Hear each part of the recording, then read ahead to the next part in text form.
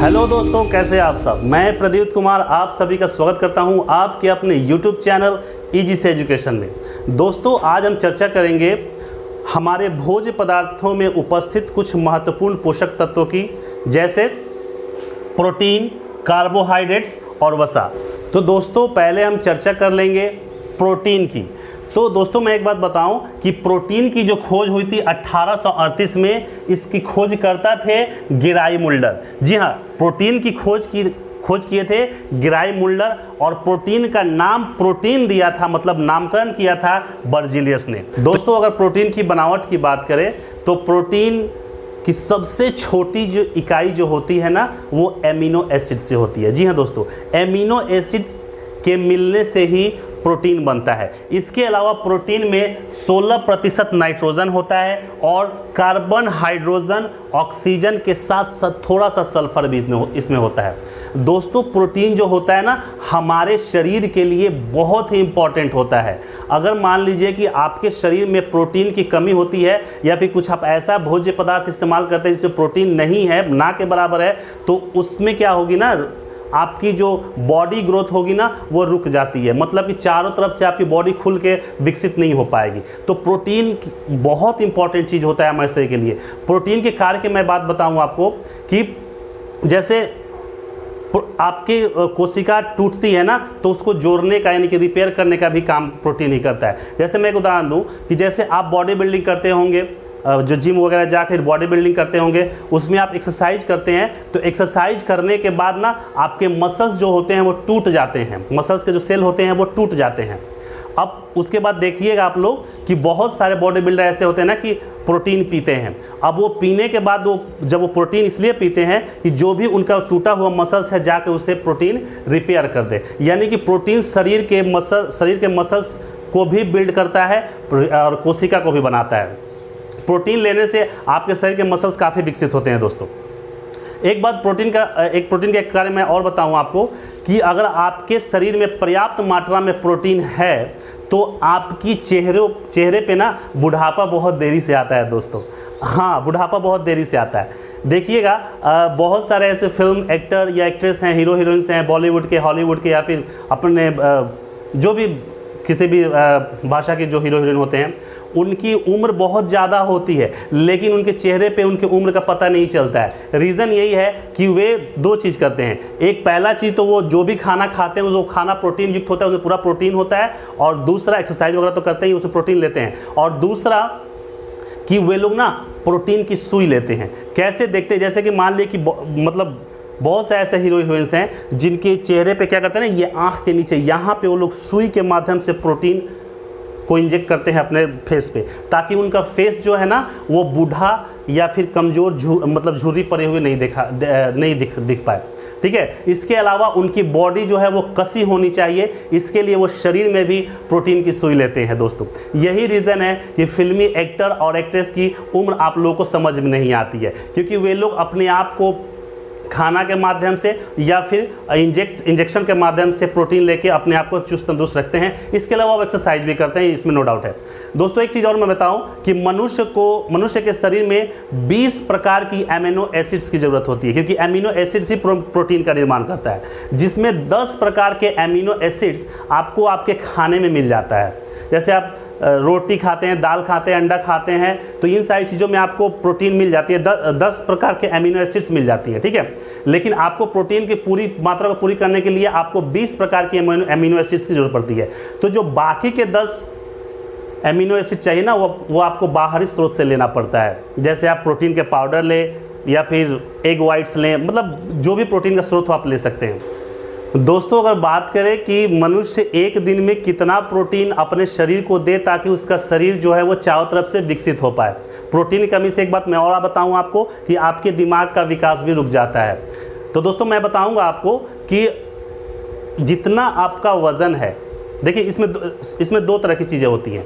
पहला, अगर आप किसी प्रकार का वर्कआउट करते हैं, जैसे मान लीजिए जिम जाते हैं, एक्सरसाइज करते हैं, और दूसरा आप नॉर्मल ज़िंदगी जीते हैं, मतलब ना तो कोई वर्कआउट ना एक्सरसाइज, सिर्फ ऑफिस गए, घर पे आए, कॉलेज गए, घर पे आए, बस। तो दो तरह की इसमें प्रोटीन की आवश्यकता आपकी बॉडी को पड़ेगी।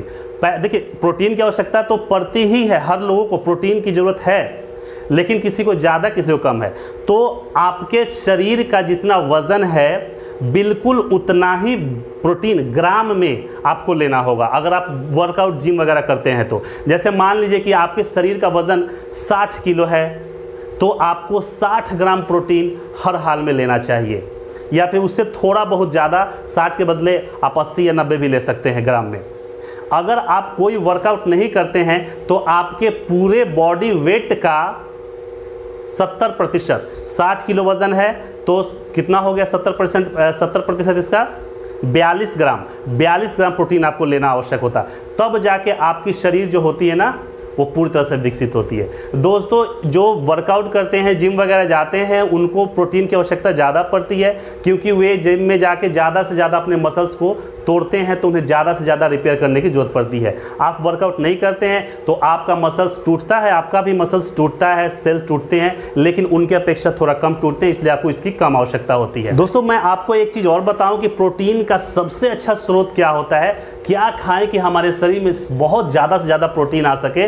तो उसके लिए आप सोयाबीन खा सकते हैं, सोयाबीन का बिया खा सकते हैं, मिलता है बाज़ार में, ये इसमें बहुत ज़्यादा प्रोटीन होते हैं। इसके अलावा जब आप चिकन खाएं ना, तो बहुत से लोग क्या करते हैं ना कि भाई मुझे लेग पीस दो, मुझे लेग पीस पसंद है ना, आप चिकन ब्रेस्ट खाएं, जो चिकन का चेस्ट होता है ना, मतलब सीना, उसके मीट को खाएंगे ना तो आपको ज़्यादा से ज़्यादा प्रोटीन, सबसे ज़्यादा प्रोटीन उसमें मिलता है। तो इसलिए आप चिकन लेग पीस की तरफ कम ध्यान दें, और चिकन जो ब्रेस्ट होता है, चिकन का जो चेस्ट होता है, उसकी तरफ ज़्यादा ध्यान दें, उसमें बहुत ज़्यादा प्रोटीन होता है। अंडा खाएं, उसके अलावा चना है, चना में प्रोटीन मिलता है। मतलब ये सारी चीज़ों में प्रोटीन की मात्रा कुछ ज़्यादा ही होती है, आप इससे अपने शरीर के प्रोटीन को पूरा कर सकते हैं। तो अब थोड़ा सा हम लोग प्रोटीन के बारे में हम लोगों ने जाना, अब हम लोग जानेंगे कार्बोहाइड्रेट्स क्या होता है और इसके फंक्शन क्या क्या होते हैं। दोस्तों अब बात कर लेते हैं कार्बोहाइड्रेट्स की। कार्बोहाइड्रेट्स में जो होते हैं ये भी हमारे शरीर के लिए बहुत ही इम्पॉर्टेंट होता है। ये हमारे शरीर में ऊर्जा देता है, मतलब हमारे शरीर में 45% एनर्जी या ऊर्जा कार्बोहाइड्रेट से ही आता है। कितना परसेंट? 45%। इसके अलावा इस कार्बोहाइड्रेट में कार्बन होते हैं, हाइड्रोजन होते हैं और ऑक्सीजन होते हैं। मतलब कार्बन के एक अणु, हाइड्रोजन के 2 अणु और ऑक्सीजन के 1 अणु, इसलिए इसे हाइड्रेट कार्बन भी कहा जाता है। मतलब कि कार्बोहाइड्रेट्स को हाइड्रेट कार्बन भी कहा जाता है। दोस्तों जो ये कार्बोहाइड्रेट्स होते हैं वो 3 प्रकार के होते हैं, मोनोसैकेराइड्स, डाइसैकेराइड्स और पॉलीसैकेराइड्स। तो ये तीनों क्या होते हैं इसकी भी चर्चा हम लोग कर लेते हैं। जैसे अगर बात करें कार्बोहाइड्रेट्स पहले प्रकार की, तो कार्बोहाइड्रेट्स का पहला प्रकार है मोनोसैकेराइड्स। इसमें क्या होता है ना कि ये कार्बोहाइड्रेट्स का सबसे सूक्ष्म, मतलब सबसे छोटा कण होता है। मतलब कार्बोहाइड्रेट्स का सबसे छोटा जो कण होता है वो मोनोसैकेराइड्स होता है, और इसे शर्करा भी कहते हैं। दोस्तों ये कार्बोहाइड्रेट्स का जो मोनोसैकेराइड्स है ना, इससे ही ग्लूकोज, फ्रक्टोज और ग्लैक्टोज बनता है। क्या क्या बनता है इसकी ध्यान रखेंगे। मोनोसैकेराइड से ही ग्लूकोज, फ्रक्टोज और ग्लैक्टोज क्या आता है। ये ग्लूकोज क्या होता है, इसको ग्लूकोज को जीवों का ईंधन कहा जाता है। जैसे आप लोग ग्लूकोज पीते हैं ना, वही ग्लूकोज जो बनता है मोनोसैकेराइड से बनता है। ये फ्रक्टोज, अगर फ्रक्टोज की बात की जाए तो फ्रक्टोज हमें फलों से प्राप्त होता है। और ग्लूकोज का तो मैंने बताया नहीं। ग्लूकोज जो प्राप्त होता है ना, आलू, अंगूर, गन्ना इत्यादि चीज़ों से ग्लूकोज प्राप्त होता है। फ्रक्टोज की अगर बात करें तो फ्रक्टोज हमें फलों से प्राप्त होता है। और अगर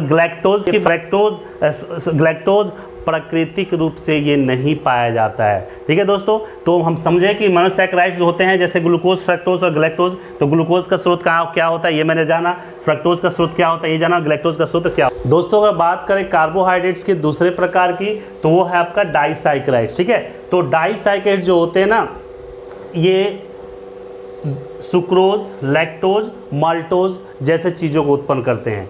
दोस्तों अगर सुक्रोज की बात की जाए तो सुक्रोज जो डाइसैकेराइड्स के अंतर्गत आता है, ये गन्ना, चुकंदर और इत्यादि चीज़ों से ये प्राप्त हो जाता है। उसके बाद अगर लैक्टोज की बात करें तो लैक्टोज हमें दूध से प्राप्त होता है। माल्टोज की बात करें तो जितने भी अंकुरित अनाज होते हैं उससे ये हमें प्राप्त हो जाता है। दोस्तों डाइसैकेराइड की बात करें तो जब दो छोटे छोटे मोनोसैकेराइड्स आपस में मिलते हैं ना, दो छोटे छोटे मोनोसैकेराइड्स आपस में मिलते हैं तो डाइसैकेराइड्स बनते हैं। और मोनोसैकेराइड्स क्या है, मैंने पहले ही बताया कि वो कार्बोहाइड्रेट्स का सबसे सूक्ष्म कण है। मतलब एक पहला सूक्ष्म कण हुआ तो मोनोसैकेराइड्स हुआ, और 2 सूक्ष्म कण आपस में मिला तो वो डाइसैकेराइड्स हुआ, और डाइसैकेराइड्स के अंतर्गत ये चीजें आती है जो मैंने आपको भी समझाया। ठीक है, बात करें कार्बोहाइड्रेट्स के तीसरे चरण की, जो है पॉलीसैकेराइड्स। तो दोस्तों ये पॉलीसैकेराइड जो होते हैं ना, ये जो हम प्राप्त होते हैं ये वनस्पति कोशिकाओं से प्राप्त किया जाता है। ठीक है, तो दोस्तों अब हम बात करेंगे, यहाँ तक थी हमारी कार्बोहाइड्रेट्स की जानकारी। अब हम लोग बात करते हैं थोड़ा सा वसा यानी फैट क्या होता है। दोस्तों अगर बात करें वसा यानी फैट की, तो इसमें भी कार्बन, हाइड्रोजन और ऑक्सीजन मौजूद होता है। लेकिन दोस्तों इसमें मैं आपको एक बात बताऊं, ये जो हाइड्रोजन है ना, ऑक्सीजन की मात्रा इसमें बहुत कम होती है, जिसके चलते ये पानी में नहीं घुल पाते हैं। जब भी आप किसी तेल, मतलब कि देखिएगा आप लोग, किसी तेल लगी हुई चीज़ को पानी में डालिएगा तो वो उसमें से जल्दी वो पानी के साथ घुलता नहीं है। या फिर तेल आप पानी में डालेंगे, कड़ू तेल, किरोसिन तेल अगर पानी में डाल के देखिएगा तो वो आपस में मिलेगा नहीं, घुलेगा मिलेगा नहीं। क्योंकि इसका रीज़न ये है कि जो वसा होता है यानी जो तेल होते हैं, चर्बी जो होते हैं, उसमें ऑक्सीजन की जो मात्रा होती है दोस्तों बहुत कम होती है, जिसके चलते वो पानी में नहीं घुल पाते हैं। दोस्तों अगर बात करें फैट की, मतलब वसा के कार्य की, तो ये भी हमारे शरीर में लगभग 40% ऊर्जा की आपूर्ति करती है। जी हाँ दोस्तों, 40% ऊर्जा की आपूर्ति करती है। 1 ग्राम फैट, आपके शरीर का 1 ग्राम फैट 9 किलो कैलोरी ऊर्जा उत्पन्न करती है। जी हाँ दोस्तों, 1 ग्राम सिर्फ फैट, तो आप समझ सकते हैं। लेकिन दोस्तों अब इसका मतलब ये नहीं कि आप अपने शरीर में ज़्यादा से ज़्यादा फैट, वसा युक्त खाना खाएं। इससे प्रॉब्लम भी हो सकता है, आपका मोटापा बढ़ जाएगा, पेट निकल जाएंगे। ठीक है, इसके अगर फ़ायदे की बात करें तो ये हमारे जो वसा हमारे शरीर को बाहरी चोटों से बचाता है।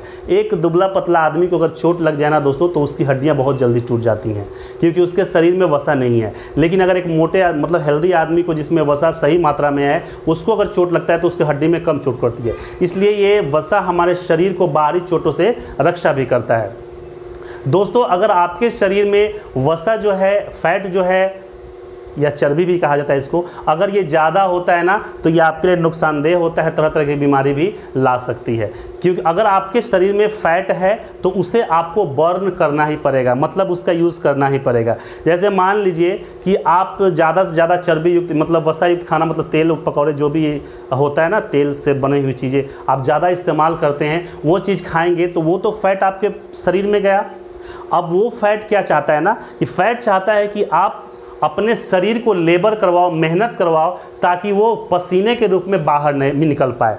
लेकिन आप मेहनत नहीं करते हैं, जिम नहीं जाते हैं, वर्कआउट नहीं करते हैं, कोई मेहनत वाले काम नहीं करते हैं, तो वो जो वसा है ना, ये आपके शरीर में किसी न किसी जगह जाके वो बैठ जाता है, और वही आपका मोटापा हो जाता है। यानी कि अगर आपके शरीर में वसा ले रहे हैं तो उस वसा को वेस्ट करने की भी कोशिश कीजिए, क्योंकि वसा जितना चाहिए शरीर को उतना ही दीजिए, और उससे ज़्यादा एक्स्ट्रा रहेंगे तो उसे आप मेहनत करके उसे वेस्ट कर दीजिए। ऐसी लगी हमारी ये जानकारी। अगर हमारी जानकारी आपको अच्छी लगे तो हमारे चैनल को सब्सक्राइब करें, लाइक करें, शेयर करें, कमेंट करना ना भूलें। तब तक के लिए मिलते हैं अगले वीडियो में, तब तक के लिए नमस्कार।